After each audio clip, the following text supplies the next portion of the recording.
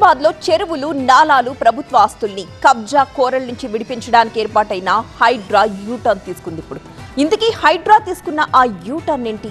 హైడ్రా కొత్త నిర్ణయాలతో ఎవరు సేఫ్ జోన్లు, ఎవరికి డేంజర్?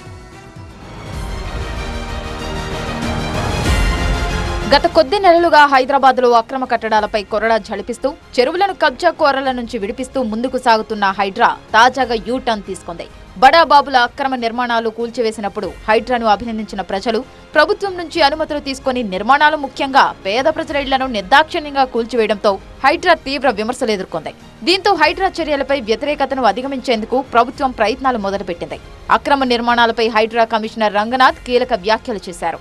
హైడ్రా ఏర్పడిన తర్వాత జరిగిన అక్రమ నిర్మాణాలను మాత్రమే తొలగిస్తామని, 2024 జులై నాటికే అక్కడ నివాసాలు ఉంటే వాటి జోలికి హైడ్రా వెళ్లదని కమిషనర్ రంగనాథ్ స్పష్టం చేశారు. బిల్డింగ్స్ అంటే చాలా పేదవాళ్ళు, మధ్యతరగతి వాళ్ళు చాలా మంది గతంలో కట్టుకున్నటువంటి ఇల్లులు ఉన్నాయి. అవి పర్మిషన్స్ ఉన్నా పర్మిషన్స్ లేకున్నా కానీ వాటి జోలికి హైడ్రా వెళ్ళదు. బట్ ఇక మీద అంటే హైడ్రా ఫామ్ అయింది జూలై 2024. ఆ తర్వాత ఏమన్నా స్ట్రక్చర్స్ వస్తే గనక అది పర్మిషన్స్ లేకుండా ఉంటే కనుక డెఫినెట్గా వాటి మీద ఖచ్చితంగా హైడ్రా యాక్ట్ చేస్తుంది.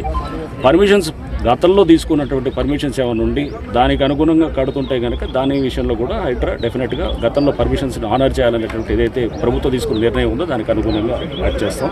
అయితే ఇప్పటి వరకు చేసిన కూల్చివేతలకు జరిగిన నష్టానికి హైడ్రా ఏం సమాధానం చెబుతుందని బాధితులు ప్రశ్నిస్తున్నారు.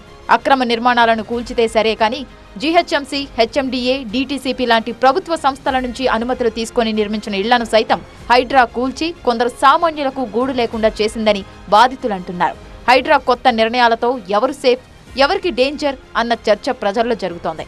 హైడ్రా ఏర్పడిన తర్వాత జరిగిన అక్రమ నిర్మాణాలను మాత్రమే తొలగిస్తామని, 2024 జులై నాటికే అక్కడ నివాసాలు ఉంటే వాటి జోలికి హైడ్రా వెళ్లదని కమిషనర్ రంగనాథ్ స్పష్టం చేశారు.